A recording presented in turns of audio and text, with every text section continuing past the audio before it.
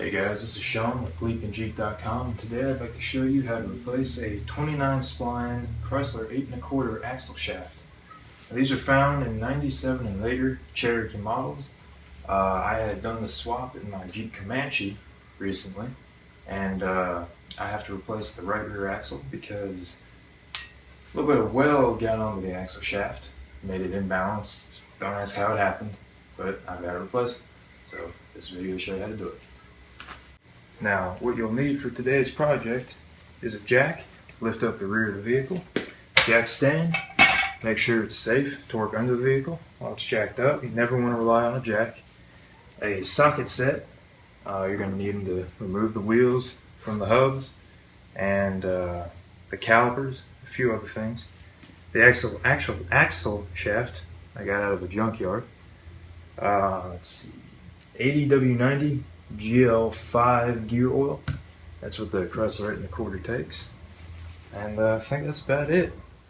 We'll also be installing new e-brakes on my Chrysler 8 1/4, which also has the 98 Grand Cherokee disc brake conversion.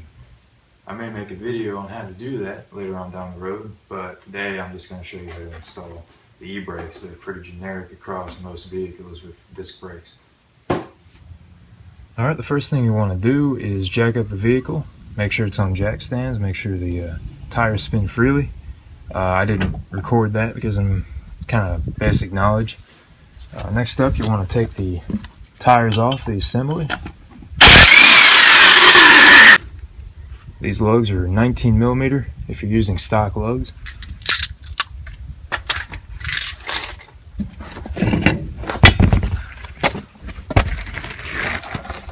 Alright, now you want to take the disc brake caliper off with a 1/2-inch socket.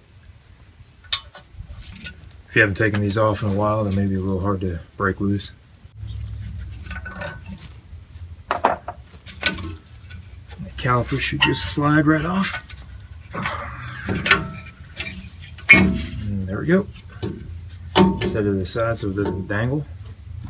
Remove the rotor. That should just slide right off also. Alright, you want to make sure you have a drip tray for this underneath the differential, but you want to take a 13mm socket and wrench and break the bolts all the way around the differential cover.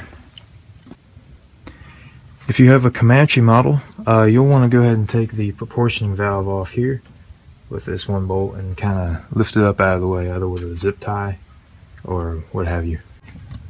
Alright, make sure you have eye protection for this part. Take a rubber mallet. Go ahead and whack the differential a couple times.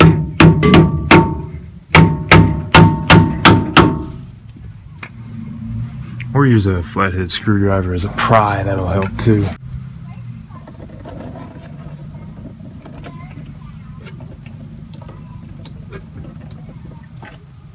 Alright, what you want to do is spin the differential around until you can find this 8mm bolt right here.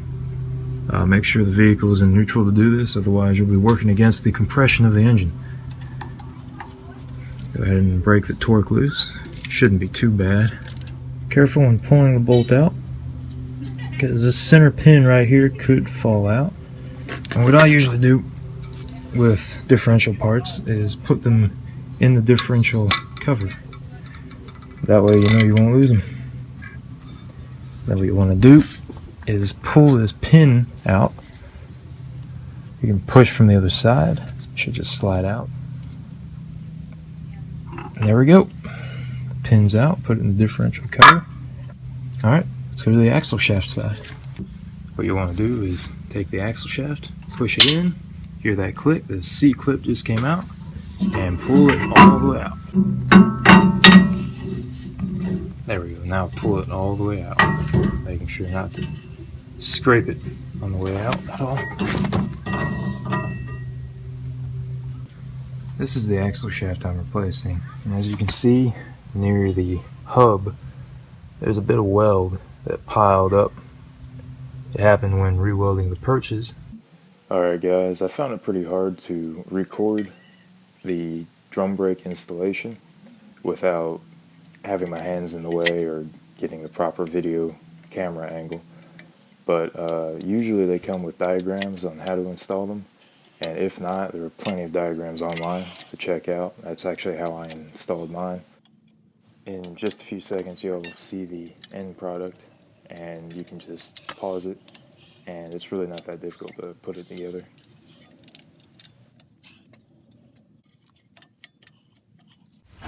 Now would be a good time while you have the axle out to replace the seal and roller bearings in the axle assembly. I've just done this recently. I don't need to do it, but down the line I may make another video on how to do that. So what you want to do now is go ahead and take your axle shaft, very carefully, trying not to touch the edges, put it back in. There we go. Alright, this is going to be kind of hard to show you. I'm trying to get a light in here, but you can see the axle shafts on the inside of the differential right there. You can see I can push that one in. Now you can only see one. What you do is you take your C-clip, this right here, and you don't drop it like that. You try and place it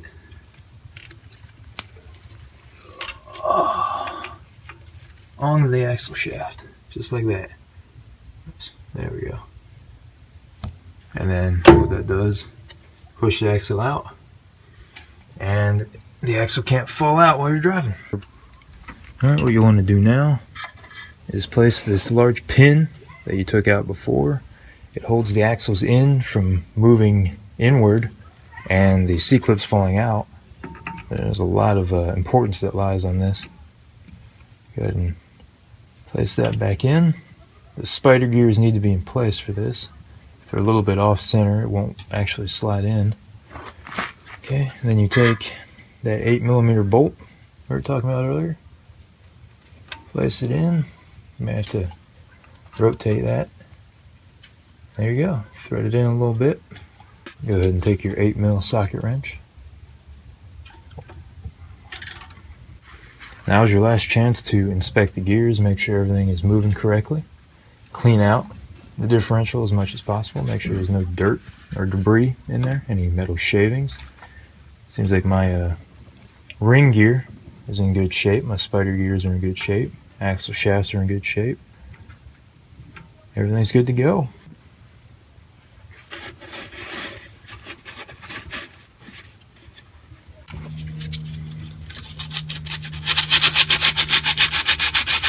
Also, clean off the old gasket on the differential cover, and while you're at it, take the fill plug out.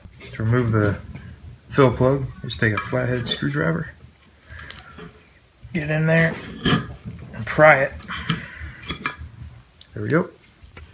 Alright, with the rotor in place and the e-brake adjusted properly, what you want to do is take the caliper,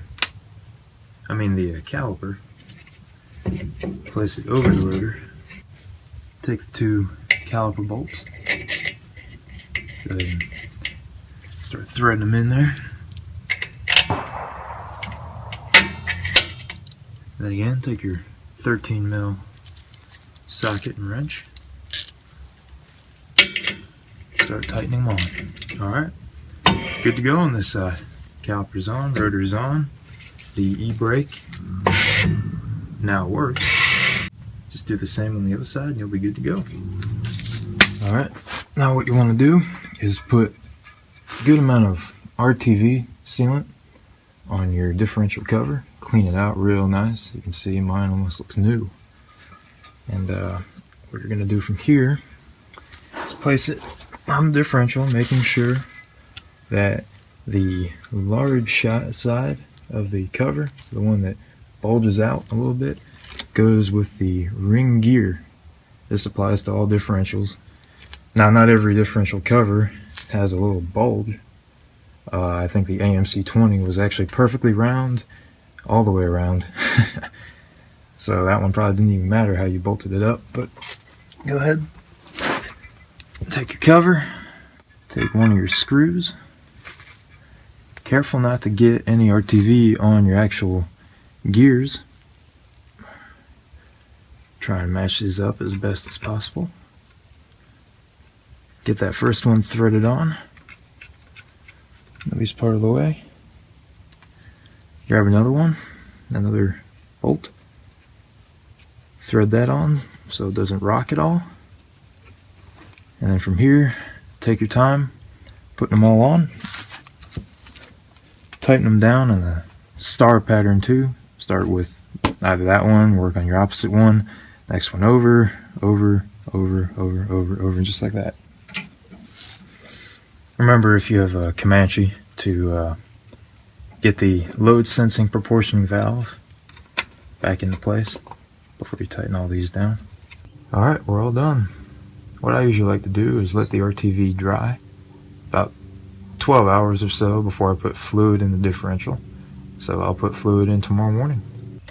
Alright, it's been 12 hours. The RTV is dry enough to add oil into the differential. So you go ahead and take your gear oil and some kind of pump. I got this at Advanced Auto for about 10 bucks. A little pricey for a pump, but it works. Gets the job done.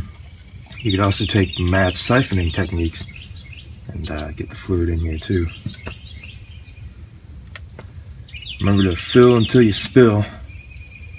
So that means fill the differential until it starts spilling out the fill hole. Alright, there we go. You can see the spillage right there. That means we've got plenty of fluid in there. Go ahead and take your filler cap, push it in there. There we go. Clean off the excess. Alright guys, once you've filled your differential, make sure you reattach your e-brake cable right here. Because I'm using the stock Comanche line, I had to make a little modification to make it work with the Grand Cherokee e-brake. So I just used a U-bolt strap, wire strap right here. Pick them up at Ace Hardware or Lowe's or something like that. And yeah, it works like a charm. When you adjust the brake, do not adjust it underneath the vehicle. Make sure you adjust it in the back. You can see in there the little nut, the adjusting nut. You just twist that to expand the shoes out or expand or contract them together. Once you're done adjusting, don't forget to put the dust cover back in the hole.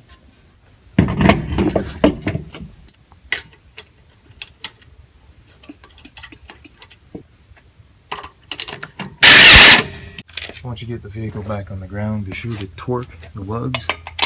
Factory's torque is 75 foot-pounds, but because these are larger tires, 33s, there's a lot more leverage on the hubs and going against the lugs. I just go ahead and torque it to 90 foot-pounds. Alright guys, I hope you learned something today. Drum brakes can be a pain sometimes, but the axle swap is pretty straightforward. I guess the hardest part was getting the C-clip back into the axle shaft. But don't forget to subscribe to BleepinJeep. Go to BleepinJeep.com. Thanks for watching.